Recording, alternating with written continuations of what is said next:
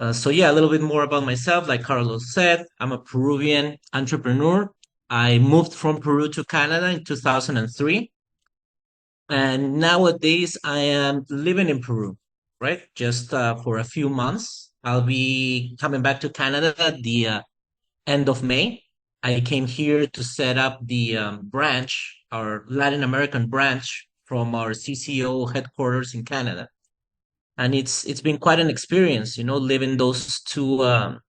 Kind of being the nexus between Peru and Canada.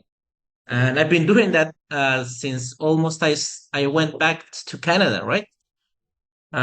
In Canada it was a very, very welcoming country for us. Basically, we moved there because my sister, all over high school and elementary school, had really good grades, and she got scholarships to go either to the States, to Europe, or Canada. And my dad ended up choosing Canada because he felt it more warm, more welcoming than the other countries, and that's how we ended up here. No, no regrets. Love Canada. Love Peru. Canada is a country that gave me tons, lots of opportunities. Right, from the free education that we everybody has in high school. It's a big difference than here in Peru, where everything is, usually the private schools are really, really expensive, as Carlos would know. But at the same time, being able of being in a private school in Peru gave me those the basic English that I needed for me not being too behind when I moved to Canada, right? Uh, I went to Abraham Lincoln School here, which was a Peruvian North American school, and went when we moved to Toronto, we relocated in Woodbridge. That's where we lived basically most of our time. I went to Brock University in St. Catharines. I studied there business admin. And after finishing my degree, my mindset was always in finance, and I really wanted to work at a bank. Right, since I was little, I would watch movies, or my uncles would be insurance brokers or managers at banks, and that really attracted me. Like all the investments, business admin, all the opportunities that working at a bank entail. I started working at a bank, and it wasn't the glamour that you see on the movies, right? It's completely different. Minimum wage too, right? Start as a teller, and then you gotta move your way up, and it didn't really uh, stick with me, right? Like that concept of corporate, right? Having a boss, do having those hours. And then I decided that, to go more the entrepreneurial way, right? On the entrepreneur way, we had lots. I had a partner, which was one of my best friends, who I met at my first job, which was at Boston Pizza, the restaurant chain. I remember, and just a coincidence, it was that this specific Boston Pizza was owned by Peruvian people. So when I went in with my resume, the guy came out and he's like, "Hey, Cesar Celis Ortega, how are you?" And I'm like, "Good." He's like, "I'm Peruvian too. When can you start?" And I'm like, "Right now." And I started as a host. And I remember my first wage was $6.07. I stayed with them over 5 years, through high school, through university. I did everything from dishwasher, kitchen supervisor, bartender, server, um, manager, bar manager, etc.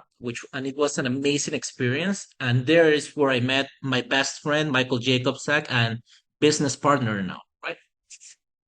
And the leadership there was, exceptional, right? Like the owners, it was three of them: Oscar, Caesar, and John. They were absolutely phenomenal. They had their duties very well distributed. John was more an operation hands-on. Caesar was much more customer service, and then Oscar would see all the financials, right? Very, very open people. They encourage collaborations. They would be very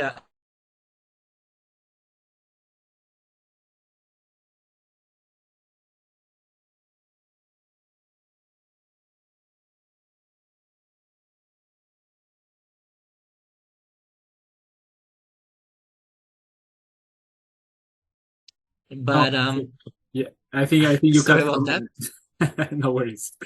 But that's Lima for you, very busy city. And it was, like the encourage of collaboration that you see, and how they wanted us to be a part of something different, right? Like they really treated us like a family. And I think that's why, anyone, if someone would call in sick, someone would come in and cover their shift. Like there was no hesitation whatsoever because everybody enjoyed working there. And like from the beginning till my 5 years there, maybe three people quit or stopped working, but like the same crew was there for over 5 years, since I was 16 till I was 20, 21, 22. I stayed there, right? Which was an amazing experience. And they were one of my first mentors, right? Without them knowing, I picked up a lot from them. Uh, Fast forward in my work at the bank, I didn't like it. It wasn't really set up for me. I was looking into more business like stuff. But at the same time, I had like little entrepreneur, let's say, startups. More like physical startups, not technology startups. With my partner Michael Jacobsack, we had the idea of coming back to Peru and buying soccer jerseys, for example. We bought a bunch of soccer jerseys because the World Cup was coming in 2010. We made all the sizes from size 2 to size 16 for kids, from size small to size triple X, which was an experience here in Peru because not a lot of people are big here, right? Like we're a small bodied culture or people. Yes, your friend is Canadian. He is Canadian, but he's Polish. His Oh, descends Polish. Sorry. Polish and English. And we clicked. And a funny thing that you say that it's that Caesar, which was one of the owners, when I was hired at Boston Pizza, Mikey was away. He was on vacation with his family. And Caesar would tell me, "You remind me of this Polish guy so much. Your mannerisms, the way you make jokes." He said, "When he comes back, you guys are going to be best friends, I guarantee." And like, said and done. He came back. We became friends. Mike is 2 years older than me. He like taught me a lot. Besides being like a brother to me, he's like a big partner and like a mentor too, right? Which we'll get into that a little bit more. Like I started investing in real estate because of Mike too, right? He's the first one that gave me that book that was Poor Dad, Rich Dad by Robert Kiyosaki, and that's when everything changed for me, right? Fast forwarded, like a lot of business ventures we did with Mike. We sold vacuums, we sold colognes, we sold cleaning products, we sold jerseys, and we always had that. But it wasn't really like a business that would stick. Like my first business, let's say I started with my dad, was importing Peruvian goods. Anywhere from condiments, chocolates, um, natural medicine. Uh, Souvenirs, etc. Right? And we got it like scaled up to a pretty big business. We were selling it to big stores, big retailers, everything from spices, like I said, to any other Peruvian product that you might imagine. And thanks to the basics of being in university and life experience and having good mentors, I was able to build trust and empowerment to my employees, right? I think communicating effectively, adapting to demands, adapting to changes, and being there for them, right?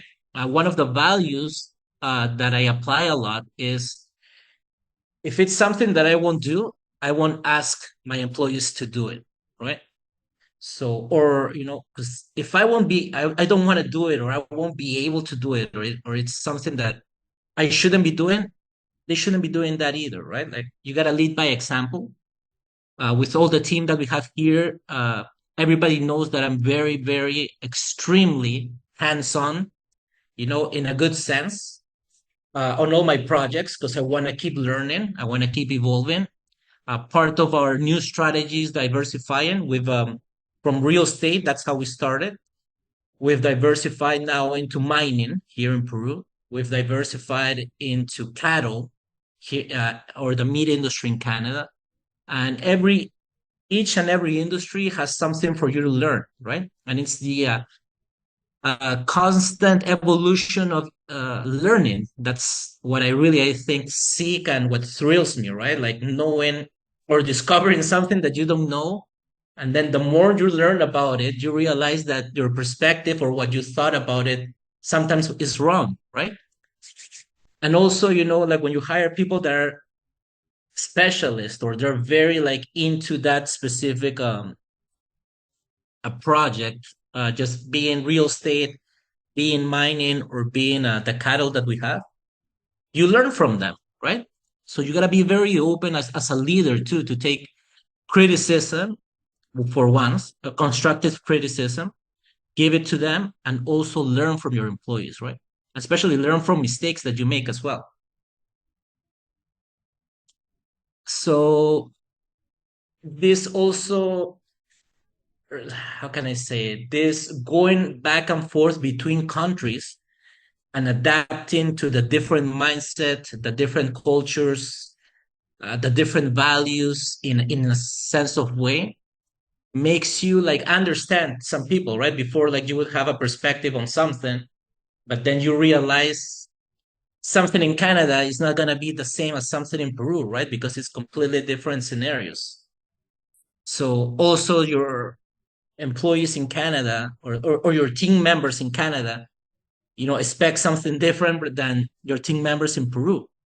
So that constant adaptation and understanding of how to manage those different situations, it's very challenging, but it's very, very rewarding at the same time.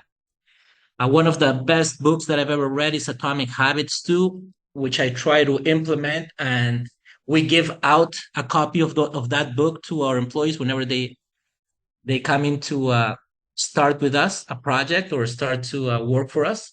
We believe in that. We believe in little habits or little changes in your habits are gonna take you and they're gonna make you a better person eventually, right?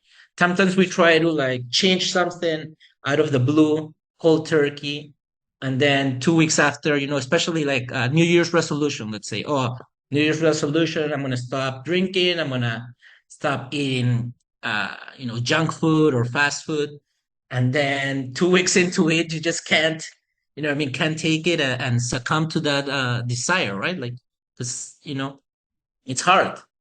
But eventually, if you're like, hey, this year I should change my health, I should be more healthy, I should apply little by little, maybe I'll start drinking more water, or maybe I'll have McDonald's once a week, maybe, or and then that once a week, you get it, you make it once a week, and then you're like, hey, now let's do it once a month.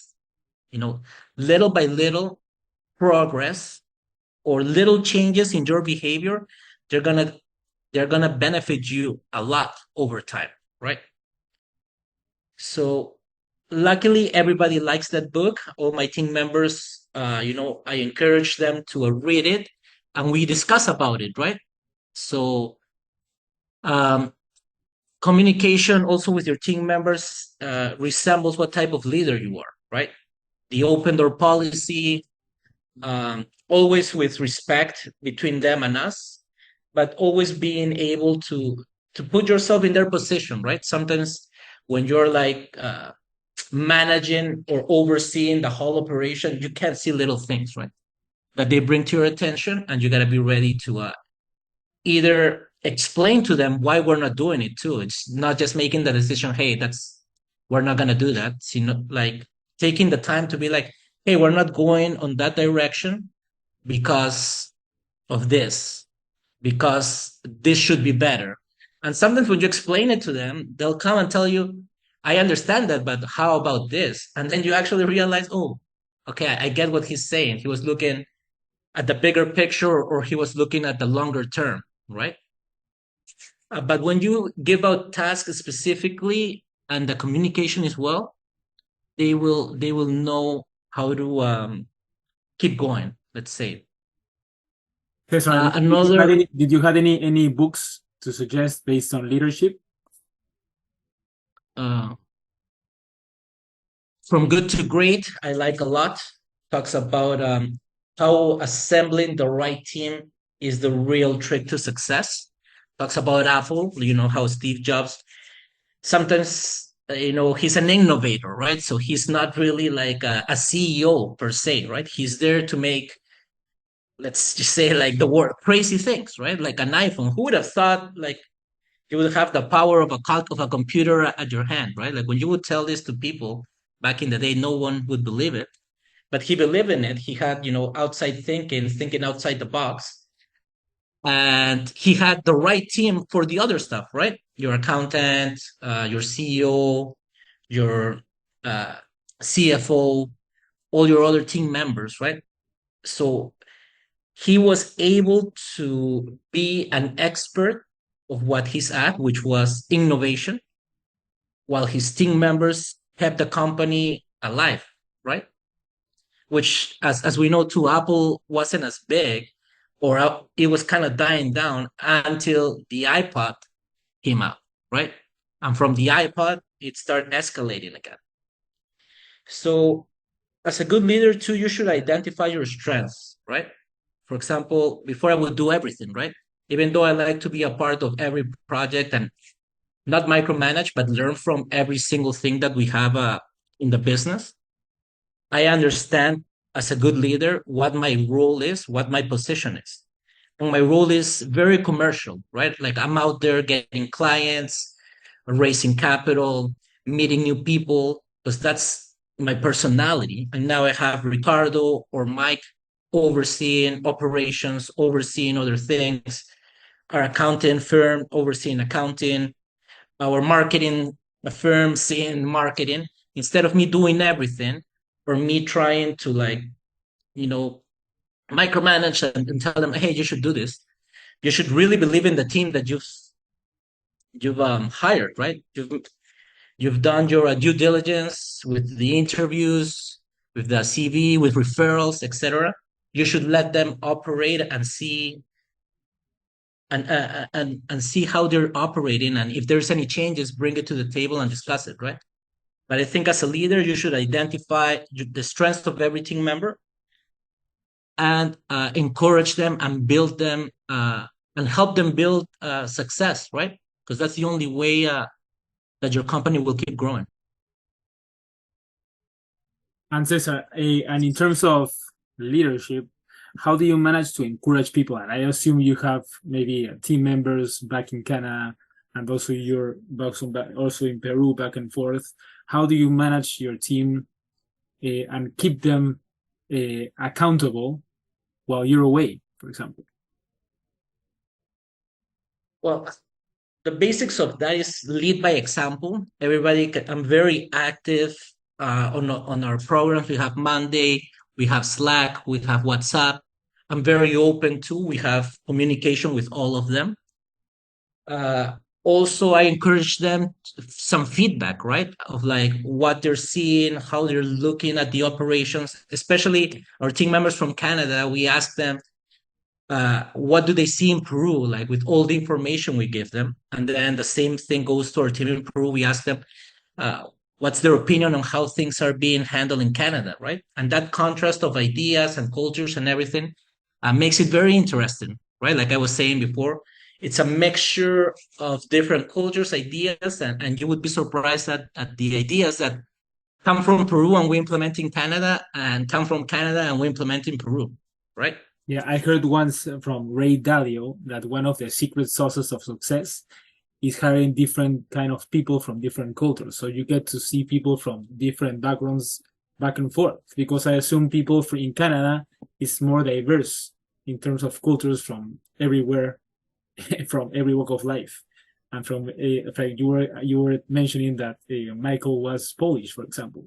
You're Peruvian, and you've both lived in Canada in a different culture with different people. So you all have different backgrounds. So I assume that adds to a more possible success. Yeah, Canada is great, right? Like it's Toronto is one of the most cosmopolitan cities in the world. You learn from everything, like I was telling you, I was living in Woodbridge, and basically it's a small town that the majority of people are Italian, to be honest. and I went to Father Bersani, and me and my sister were, I'm not even lying, out of the whole high school, maybe like there was only like six Spanish kids. But the good thing about Canada too is like everybody felt us welcome. They invite us to their home. We would play soccer.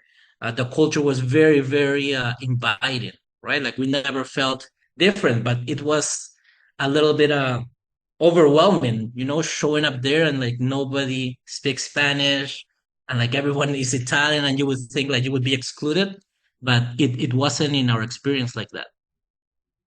Cesar, one question. What kind of projects do you have currently at the moment? Like what kind of businesses do you have now? Right now, the company is focusing on three businesses. Last year, we did diversify a lot, but this year we've decided to focus on three main ones. One of them is real estate. Through real estate, we're doing buildings now. We're building two apartment complexes in Hamilton, and on not as a great scale like we used to do before. We're still buying, renovating, and selling property. Also, That is we how you partner started, up. right? Sorry? That is how you started before. Yeah, we started. Mike actually brought me to Atlanta. We met at a seminar from Robert Kiyosaki. We talked about real estate, and he was already investing in Atlanta, Georgia. There was a lot of opportunity because of the crash, right? The bubble that happened in the U.S. And I remember buying my first house, and it cost me $27,000, and it was a full townhome, right? Like three bedrooms, two washrooms. It needed a little bit of TLC, but other than that, you can't find those prices nowadays, right? So Mike showed me how he did it. I basically learned a lot of it. Buy low, renovate, sell high, or buy low, implement it, rent it out, sell it as a package, as a a turnkey investment property to other investors, et cetera, right? And we kept diving into it. We moved into multifamily homes, and we had a lot of experience, ups and downs too, right? Like not everything is always like a rainbow, right? Or like the pot of gold waiting for you at the end of the rainbow. But what you do is you learn a lot and you try not to make the same mistakes, right? After we finish our projects in the States, we decided to come back to Canada and do the same thing.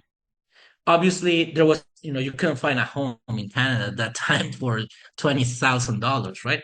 But we started with 150, 200, and it developed into having a team, right? Of contractors, of salespeople, brokers, investors, etc. Now we're building. We have partners. We have two projects, like I said, in Hamilton. We're also financing the investment of cattle. We basically buy cattle at auction sites. We bring it to our partner's place, which is Beverly Creek. We bring it there. They feed it. They take care of it. They put their vaccines, and basically we resell it back to them. What happens is that sometimes the demand is too much for the supply that they have, so we come in as a financial partner for them. Now here in Peru, what we have is the mining, right? Basically mining as a global, and then if we break it down, we have crushing plants where we crush minerals, processing plants where we process the mineral. We also obviously sell the mineral, commercialize it, and then we have the transport, right? To bring the mineral back and forth. So we've just opened three big projects, one in Arequipa, one in Cusco, and one in Puno.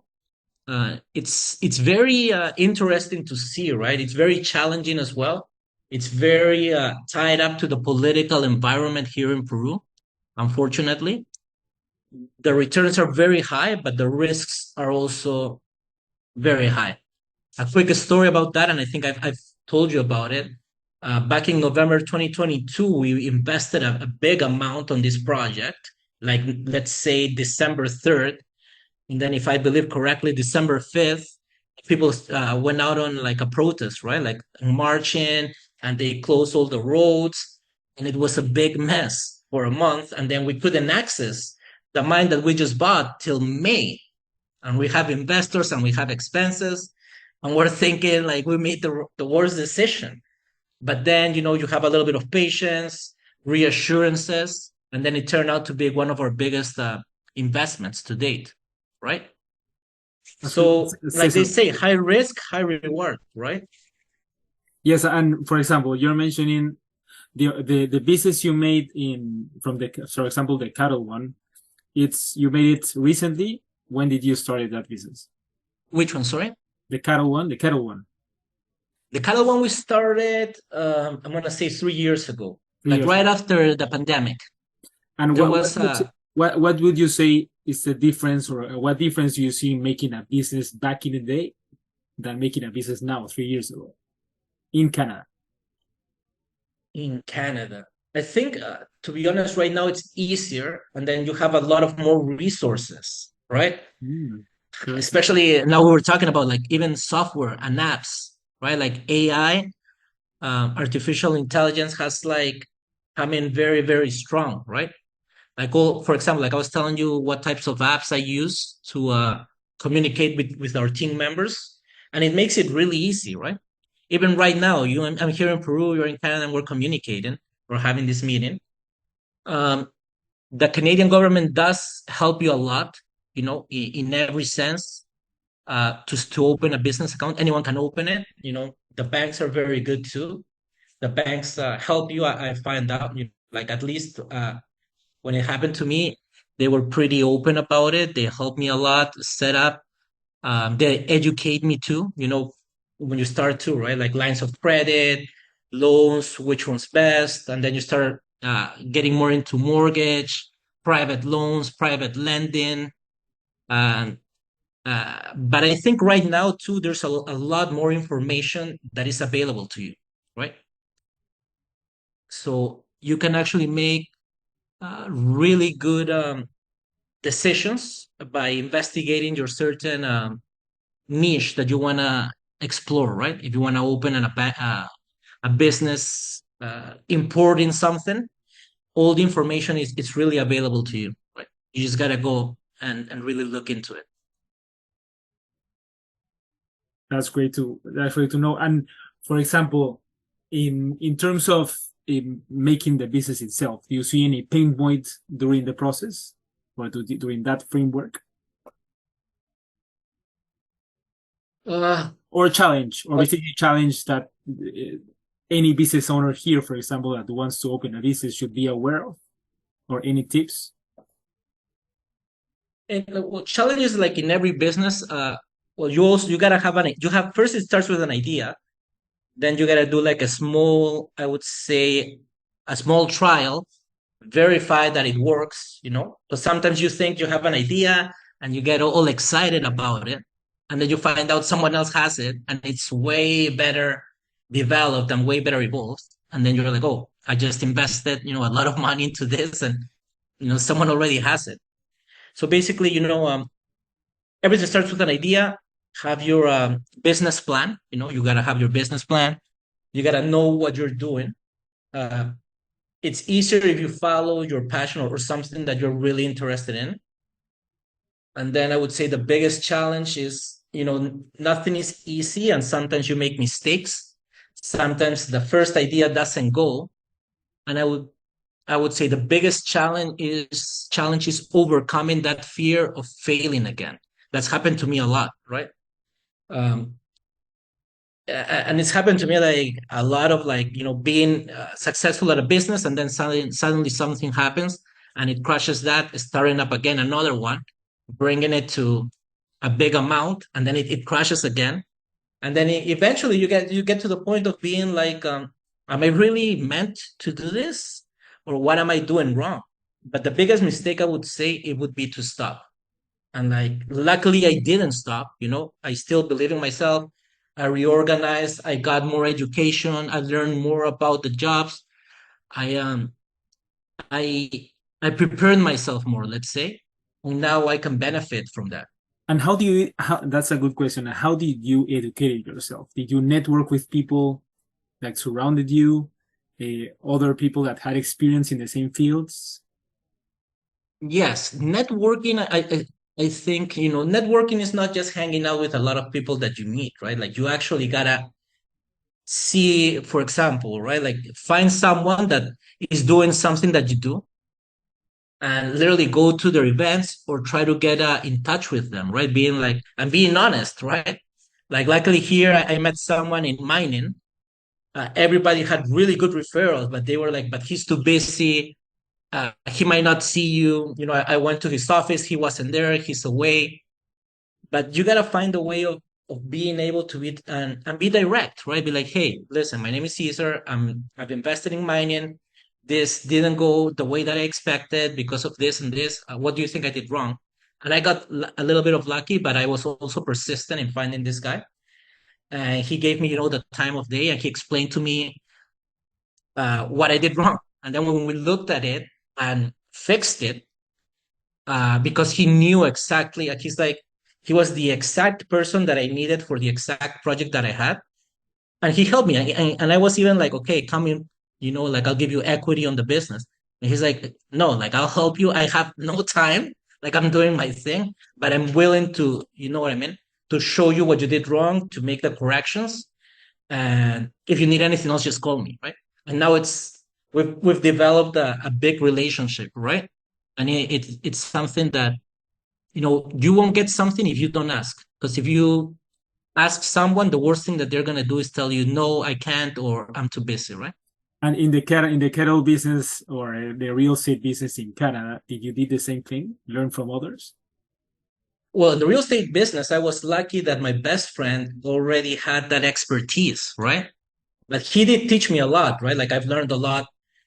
ROI, net ROI, rental income, everything that also, like, you know what I mean? Like when we went to the seminars, when we learned from Robert Kiyosaki, stuff like that.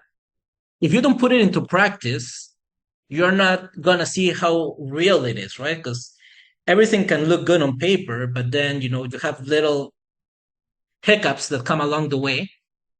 And luckily now, with the experience that we have since 2013 that we started investing, we can identify those hiccups, right? In the cattle business, I met the owner of the farm. He taught me. I work with them. Actually, I work with them for a bit, and I learned a lot about the business. Like I was saying, I'm very hands-on, and it's an incredible business. I would have never imagined it was um, that demand, that exists in Canada. But they also have a lot of things like that uh, help them. For example, they're halal certified, so uh, they can also approach another target, right? Not only Canadian, but Muslim Canadians, right? Because Muslim Canadians only eat halal. They also have like kosher business in another plant. They can sell kosher, so they go with the Jewish community, right? So there's a lot of expansion, and then Canadians usually just, as a Canadian, me or you, just go into the supermarket and look for a good piece of meat, right? But there's people that actually look for specific types of meats, and they were covering that need, right? Interesting to understand those niches. And well, my next question is based on more on the finance side. You mentioned that you're becoming more or less an expert in enrolling people to your projects, basically raising money, etc. So how do you do that? To be honest, one of the books that we were talking about, books, How to Win Friends and Influence People, was an amazing read. I think you gotta be genuine to who you are. You gotta understand your personality. We all, develop personalities from that they were born through our family, our friends, our connections, and it becomes who you are, right? And a lot of people try to hide it sometimes, right? Because you're trying to portray a persona. I am the CEO of a corporation and I shouldn't be doing this. No, I'm very down to earth. I like talking to people. I like meeting new people. And it's not also about like, hey, come on, there's a project, I need your money, and you're gonna make this ROI, this return. It's about, hey, I have this opportunity. How can I help you, or how can you help me make this better? maybe, you know, they have a better software, a better idea, they know someone in the business. So it's not just asking, it's also giving, right? So I've learned a lot through that, and also through a coach that I have. You know, I also have a coach that motivates me, keeps me accountable, and makes me comfortable with, you know, leaving aside the, let's say, the CEO position to someone more into that, and being able to do the commercial side, which is more of who I am and what I like doing, right?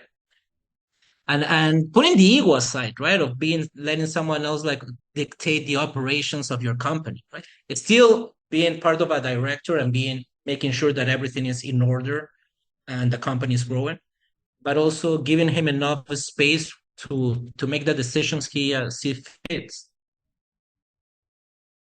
Great. Well, first of all, thank you very much, Cesar. I think you've provided a lot of great information. Now I would like to pass it to go forward with a Q&A. I don't know if anyone here has any questions for Cesar. I have a lot of questions, so I will wait a couple of minutes for people to ask. But if not, I can continue with my conversation. Let's give 1 more minute. I have a I question. think Wayne is raising her hand. Winnie. Yeah. Yeah. Cesar, when you first start your business as an entrepreneur, do you have a tons of money, or you just basically bootstrapped? Like basically, you know, like using your wouldn't say- own savings. I wouldn't say tons of money, but luckily, as I was telling before, I worked at a restaurant and I had a lot of tips. And luckily, too, I saved a lot. You know, even though I would like to buy things, I had a very, thanks to my dad and my family, I had a very disciplined, and I had like a vision of like what I wanted to do, right? Mhm. So I wouldn't say I had, you know, like $100,000, right? But I started with 10,000, which back in the day was enough money, right? Mhm. But also I've lost it all, and then I've started up again, and I've lost it all, like I was saying, and I've started up again. And the secret, like I was telling Carlos and everyone here, is not giving up, but maybe reassessing and really thinking, okay, so why is this not working? And how can I change it? How can I make it better? Right. And not being scared of asking for help. Sometimes we take it like, you know, like our ego just wants us to be like, no, you can do it by yourself. But if you have the right persons coaching you, helping you, you'll go farther. Right. Yeah. So could you tell a little bit of story about your first mentor or your first coach when you were younger? Like when you just start? When I was really young, I would say my first mentor was my dad. Even though he's a doctor, he had a lot of businesses. He had a taxi business where he would rent out the cars he had to like people. People would come rent their car and do taxis. He had drugstores. He had a clinic here too. And also I learned a lot from him because he sold all of this, right? He had like a really, I would say, successful life here, and he sacrificed that for us, right? To come to Canada. He sold all of that and literally bet on our education with me and my sister. And I think his bet's paying off, right? Canada was very open. My sister studied at University of Waterloo, mechanical engineering. She loved it. She worked at Schneider Electric for over 15 years. She was in Wow. the same company, and now she just moved to an energy company in Calgary, and she's like director of sales, which is something I'm extremely proud of. And it's just shows you all the opportunities that Canada offers you, right? Like I have a successful business in Canada, which I'm replicating now in my home country, right? And the values and the lessons that you learn in Canada too are very the principles, right? That I'm trying to install here, the culture that's there, you know. I was trying to install it here in Peru, which unfortunately it still lacks, right?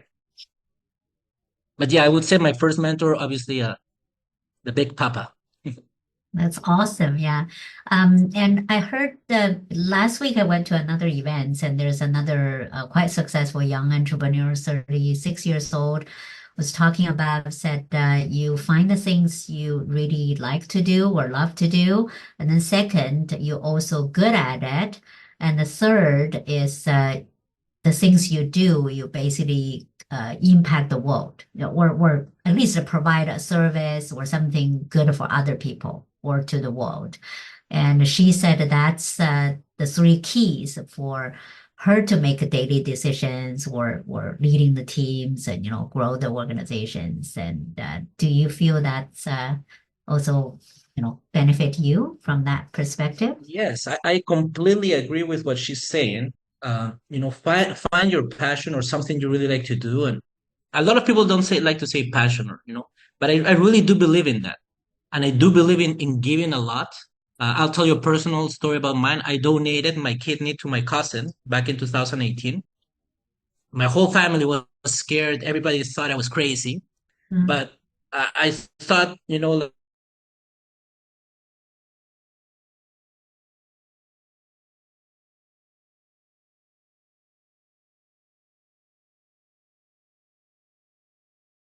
Is it me or hi? and a lot of people tell me, "Hey, how do you feel? Do you feel worse? What happened?" And I would tell you, like, I would feel amazing. I feel so much better. He's amazing now. He's getting married. He has a little boy, which I joke with him that I'm like, that's my kid because the other kid. Of course, a part of you is there. We have a cat shelter here in Peru. We donate a lot, right? Because the more you make, the more you gotta give, right? Like, and that's something that I very agree with that speaker. Hopefully, I get to meet her. I'm sorry, I've been a little bit busy and I haven't been able to do this or watch this. But yeah, passion, giving, and what was the third one again? Sorry. Yeah, third, so basically the first one is the passion, the things you find you really enjoy to do it, and also you're good at it. Like you can developing to a better level, just like if you're doing investment and you're more and more have that intuitions of to choose the product or choose the stuff, of course, better than some amateurs. And then this, Yeah. she just say whatever you're doing, either a product or services, it's better to other people or providing something for other people to the world, right? So basically, I believe every single business like that, if they are going to be successful. Yeah, we try to install a lot of the culture of investing here, which a lot of people don't know, right? Mm. Here, for example, in Peru, like when you buy something with your credit card, you can pay it in parts. Like, and they ask you right at the store, would you like to pay in parts? Would you like to pay in parts? And people usually say yes, because you're like, okay, I'm gonna be paying $20 instead of 1,000, but they don't know they're paying 2,000 at the end of Yeah, the the end. day. So we try to do seminars about it, how to use a credit card, how to do a budget, how to really invest. Because to be honest with you, Winnie, I didn't invent, Tesla or the wheel or PayPal. I just, like invest, I educate myself. It's something that anyone can do. It's get over that barrier because there is the fear too, right? Would I lose my money? What's gonna happen? And once you get past that fear and start like seeing the opportunities that are out there, it'll Mhm. change your life, right? So we try to install that with our videos too, that Mhm. you can see on our social media. And yeah, thank you so much for that question. Was really great. No, it's a phenomenal, and maybe in the future, so you can also get your team member or somebody just helping us to teach the basic of investment, like a just Yeah, a that basic would be great. key point. Yeah, I think should be great. Or if you have a videos, we're really happy to upload that in our YouTube channels or something, and to get more members can see it. Because many of them they have a job or they have their business, they not always can be in the live session, but many of them they willing to learn and willing to study. So I'm thinking that one will Perfect. definitely benefit. Yeah, thank you so much. And last time you couldn't make it, many people disappointed. Uh, Believe it or not, I was stuck in the middle of no. I was on my way to a mine, Yeah. and there was a mudslide, so we had to go back, and there was another mudslide, and we were stuck in between the two. no reception, Yeah. nothing, 3 cans of tuna, 6 guys, and we had to stay there till like 8 in the morning. And we were scared because it was Easter, and here in Peru it's called the Weekend of Saints, so nobody works. Okay. So we're like, are they gonna come or are we gonna be stuck here for 4 days? But luckily they came. I came back. I talked to Carlos, but it's part of the experience, right? And Oh, it is, and it is that's a very part of cold, life. I think. It is very cold Life there as isn't well. anything going to happen. Thank you so much. Thank you, Winnie. Thank you. I think Vivian, you had one question. Yes, go for it, please. Oh, thank you, Carlos. Good evening, everyone. No, I think I have more questions because I'm interested really with the subject matter. And first question is, Winnie have said that it seems having these three businesses financing aspect is just flawless from one kind of business to another. So since you answered that one is my question is, are these three businesses are here in Canada or in Peru?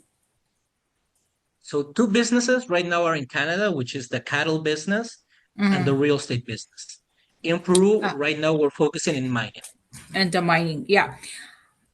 For the cattle you mentioned on the finances aspect, you started from financing, right?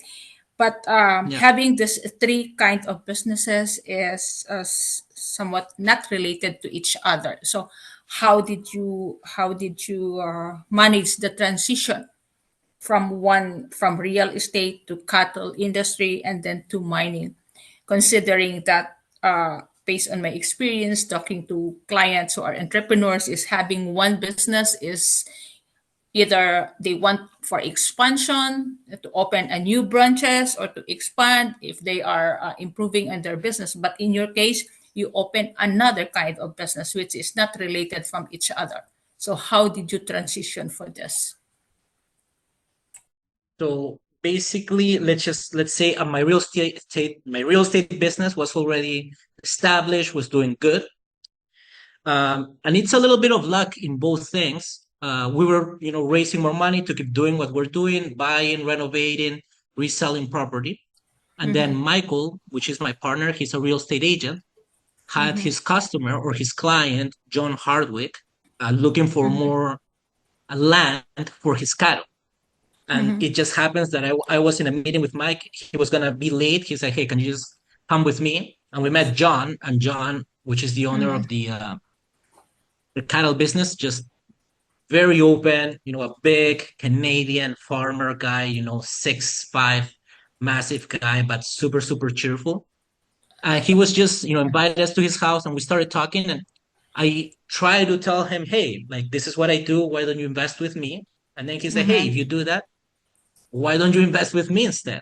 Like, listen, I have a cattle business. This is how Yeah. it works. And then I started with one, you know what I mean? And that's how I Yeah. started. I invested in one. Oh, it makes sense. I invested in 5. I invested in 10. And then now we have 656, right? Wow. So that's how it started. 100. Wow. And then Yeah. Yeah. how it happened in Peru. I've always, known that Peru is a mining country. I had a small business of like I was saying before, not everything is, like everybody thinks, like entrepreneurship's like this, but everybody that knows or is an entrepreneur, knows it's like this, Yeah, right? correct. So I opened an optical store here. Everything looked amazing, but then it didn't work, and I was stuck with a big contract, and I was losing $250,000, and I'm like going crazy, right? When I met my lawyer, and my lawyer helped me through a contract, she, made it like made me helped me exit that contract without too much penalties and saved a lot of money. We became friends. Obviously, she saved me. And then the conversation starts again, right? With the networking. What is it that you do? Like, how come you open an optical? Like, do you have other opticals? And I'm like, no, I actually have another business, but we like to invest or diversify our portfolio. And we tried doing this and it didn't work. And she said, would you be interested in mining? Because I'm actually a mining lawyer. And at the beginning, at the beginning, I was like, no, because, you hear, is it illegal? Is it dangerous? Is it this and that? But then, you can't assume things. You got to start, learning about it, hire your own lawyer, doing your due diligence. And after we, review all the documents, went there to see that it's an operation working. I started, giving her loans, and she would put a collateral, right? And then I would be financing her campaigns. And then it got into the point that it was really, really profitable for us. But then ups and downs too. We invested in our. So then I'm like, hey, we can do this. We have the team now. We know, and we decided to invest in one mine by ourselves. And then the road closures happened. All the people in Peru started protesting for the new president, and it was a big. We're like, oh my God, did we just make another big mistake? But luckily, a little bit of patience, a little bit of negotiations, and we were able to continue on that path. So yeah, like I wish I had a better answer, but it was a little bit of a luck. But I wouldn't say luck. It was just being at the right place at the right time and being prepared, right? Because if I didn't have the cash, I would have been able, or if I didn't have the experience of, Yeah. or I wouldn't say experience, but the curiosity. I think one of the biggest gifts that anyone could have is being curious, right? Seeing like Exactly. what's out there, or learning Yeah. something new, right? And then like Correct. there's no mistakes, there's no failures, there's only lessons, Learning. Yeah. hard lessons sometimes, right? Exactly. But yeah, that's how we ended up here. And then like here in Peru, it just picked up a lot because of the president that we were just talking. A lot of people wanted to bring their money out, look at other investments. People were going nuts, right? And then we were there offering them a different type of investment, right? Because we're not an allocation investment company, right? Like usually you give people money and they allocate it in different stuff. We're more like a joint venture partnership, right? Like we Yeah. already invest in this, we like it. These are the risks too, right? Like title could die, title could get infected. Yeah. Like there could be an earthquake. We're also not. It's an investment, right? It's not a savings account. Yeah. So as long as you know the risks, but also the rewards, if everything goes well, hey, we're going to be making 20%. Yeah. Oh, really? Oh, yeah, it makes it more interesting, right? And luckily, like in the 8 years that we've been operating, you can talk to all of our investors. No one's ever Oh, lost money. Sometimes we have, but I think, money can be made, right? Like, but the trust yeah. in people, the connections, and now I have the enough experience that I can say like, hey, I can lose the money and I can start again because I'm pretty good at it now. 7 tries, but someone maybe that Vivian, Winnie, or Carlos, they've been saving all their life. They don't know about investing, but they're trying something new. Can lose their money. You know what I mean? It's completely different, right? There's a different approach than other investing companies, right? Like, hey, you invested. I'm sorry, like it's gone, right? Yeah. We try eventually, there is like force majeure events, an earthquake or something that's out of our control. But as long as we can control it and we can diversify, for example, right, that mining wasn't paying, but luckily our real Yeah. estate portfolio and our beef and our other investments were and kept us, afloat. And then boom, the mining covered for everything else. Yeah. Yeah. Yeah. Oh, thank you for sharing that one, Cesar. And it seems that all the risks and the challenges that you have experienced is the external, like government rules and regulations, politics, which is beyond your control. And another question, last one is, you mentioned about participative kind of leadership, like something that you suggest. You are not dictating what to decide. My question is participative kind or the kind of leadership that you are giving to your staff is applicable to all, or how you change that one? It's Yeah, thank you. to be honest, our policy it's very, very open. Where some people don't like it. We're like an open door policy. We're very, very communicative with our staff. Everybody has the chance, from like our rookies or interns, let's just put it like that, to our senior manager, to like commit, contribute any ideas, any changes from the way that something is set up to the way finances are not making sense to them, or simply a simple explanation of why we do the things we do that way, right? Not the way that they were taught, or that way that is traditional in some ways, right?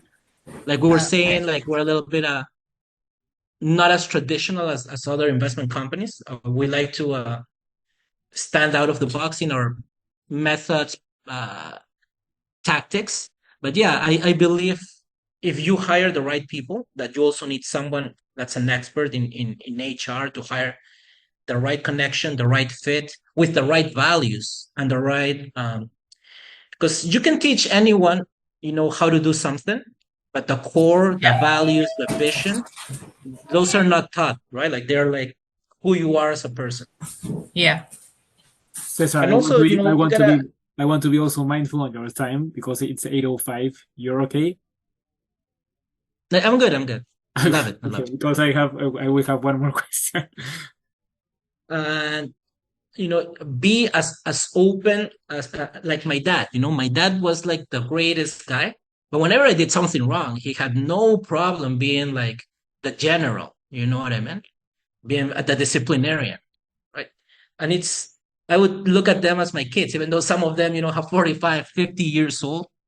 And they look up to me because, they're like, oh, you're crazy. Why would you make the decision? I'm like, not crazy. My risk tolerance is just a little bit, or a lot more, like a lot higher than yours. And it's going to pan out, and it does. And they learn. They're like, oh, wow, how did you know it was going to pan out?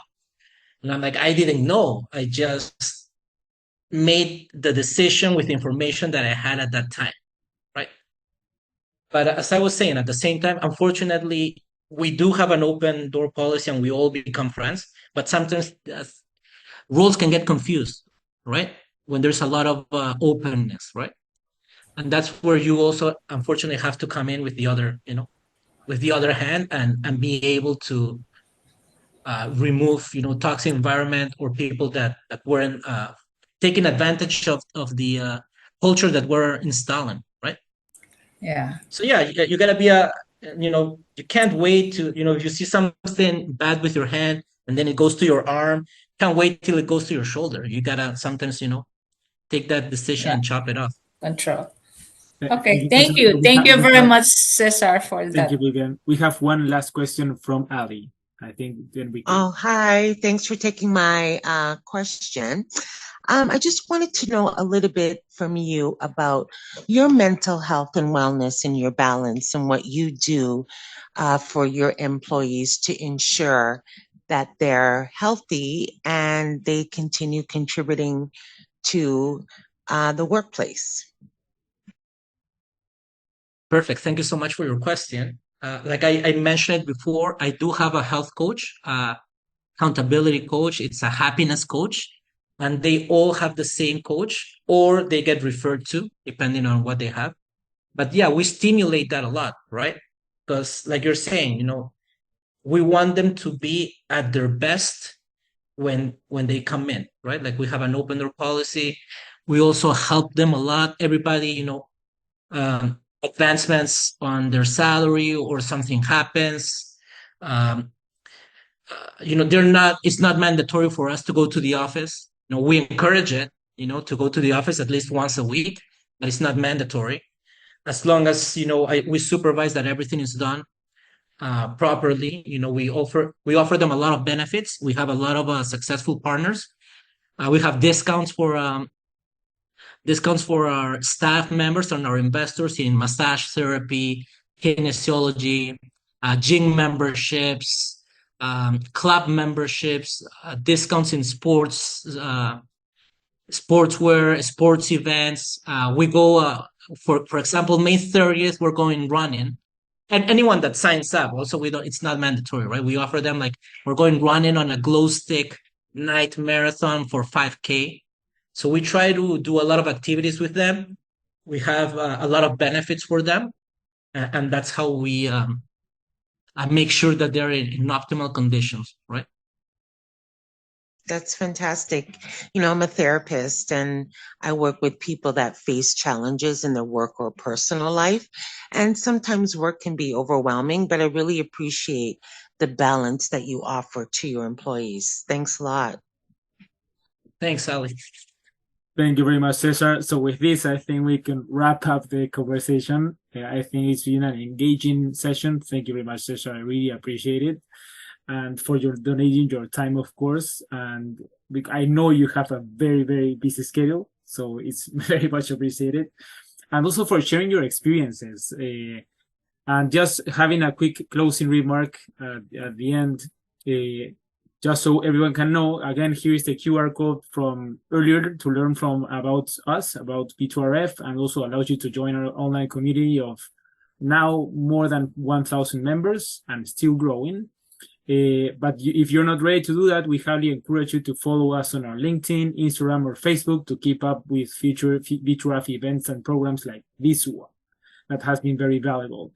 Also, we'll be sharing the recording for this meeting in about a week or so on YouTube. So if you want to watch this event again, you can watch it here. Also, reshare it with anyone, and we're going to reshare it through our social media as well. Lastly, I just wanted to let everyone know that there's a post-attendee survey that should show up as a tab in our browser. You should enter this in the Zoom call and please fill it out so that we can improve the quality of our content for the future. Again, thank you very much, Cesar. It has been and we highly appreciate your session. We learned a lot from you. We appreciate you. Thank you very much.